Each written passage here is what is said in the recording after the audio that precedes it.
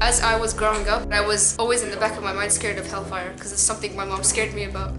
She just constantly reminded me that you're not being good to me. You're gonna end up going to hell. Allah's gonna punish you. Stuff like this. I don't think she really knows much. Really, she just knows there's punishment there in eternity. Yeah. In the beginning, they started, and I would start looking up stuff myself, and I would get more scared.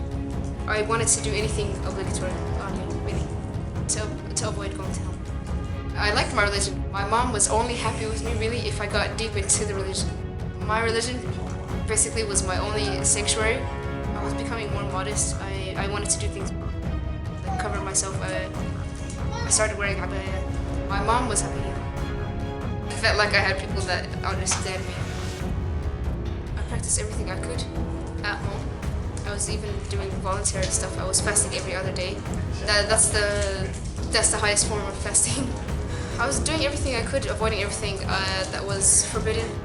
We would hear that there was a caliphate, but then we saw on the news there actually was, you know? So we're like, whoa, okay, so it is true. They were interpreting things, giving out quotes and verses and stuff.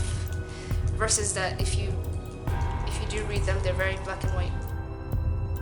Especially about the immigration, that it's obligatory on you to immigrate to an Islamic state.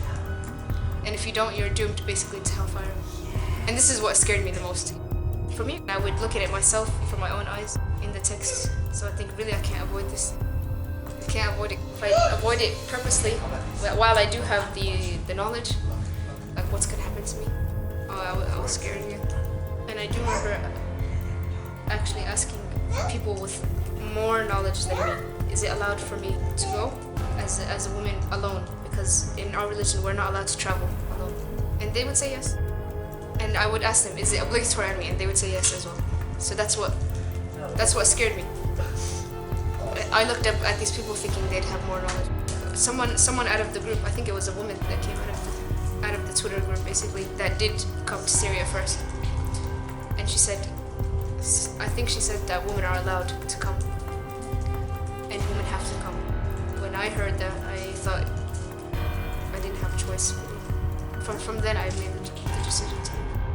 I came because I thought it was an obligation on me, basically, to come to an Islamic state.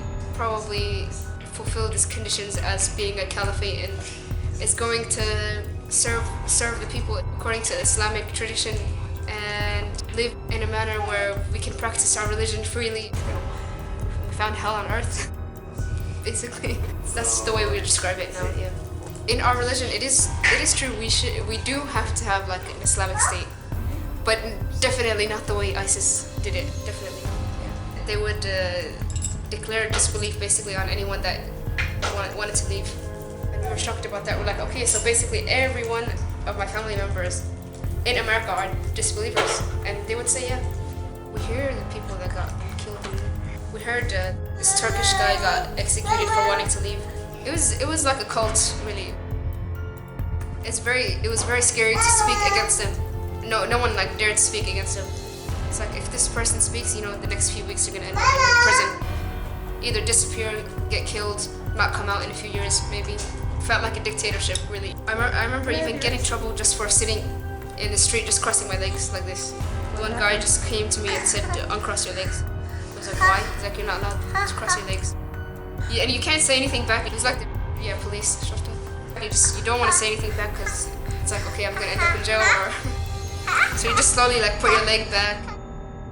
They would want to treat weak people with aggression, and they want to treat the people in power and the ones that are more wealthy with a pass. And that in itself is not Islamic at all. You treat everyone the same. They invite people to do suicidal attacks and stuff. And this is what they believe, despite knowing that killing yourself actually is one of the major sins. It's like someone feels like, okay, I can just go and do this attack and I will end up straight in paradise. And I have no question about it because I'm giving my whole life to God, basically. And this is the highest form of jihad. Suicide is a major sin. Islamically, you can't go attack random people and say it's your ticket to paradise.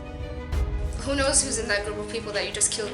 Children, people that are not involved in anything that has to do with your enemy, which is what war is about.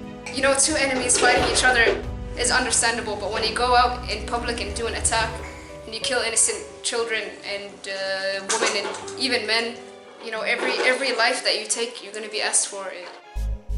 By God, what are you going to say to justify the kids that you've killed? In those attacks as well, could even be your own relatives. You hear rumors like the leaders in Turkey were like, what the heck?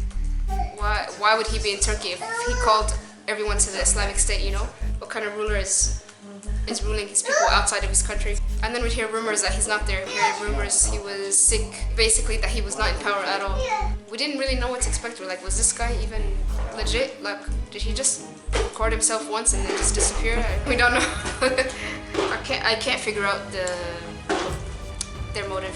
What was the point of all this? I don't know. I don't understand them calling basically the whole world to come and migrate and sacrifice everything for what seemed like a peaceful Islamic state, which was not. And it's not obligatory on you to be in that state. I was new to there was just a bunch of youth teaching other youth. I really thought I was the only one my age wearing abaya. I was the only one my age covering. I think they all woken up as well.